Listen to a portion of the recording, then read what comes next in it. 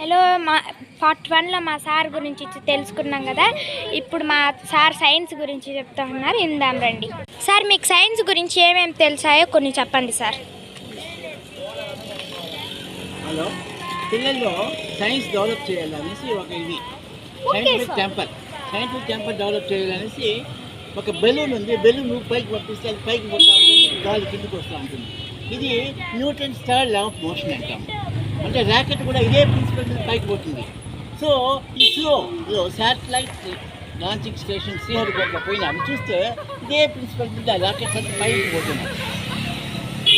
With propyne అనే ఫ్యూయల్తో పైకి పోతున్నాయి. ఇవంతా పిల్లలకు నేర్పించి పిల్లలు ఎలా వాళ్ళు తీసుకొని ఎగ్జిబిషన్లో చూపించి వాళ్ళని ఎడ్యుకేట్ చేద్దాము, వాళ్ళ సైంటిఫిక్ టెంపర్ డెవలప్ చేద్దాము. అదే నా ఆశ. ఎక్కడెక్కడ సైన్స్ ఎగ్జిబిషన్ జరుగుతుందో వాళ్ళంతా మా పిల్లల్ని తీసుకోబోతున్నా. ఎప్పటి నుండో తీసుకోబోతున్నా స్కూల్ తరఫున.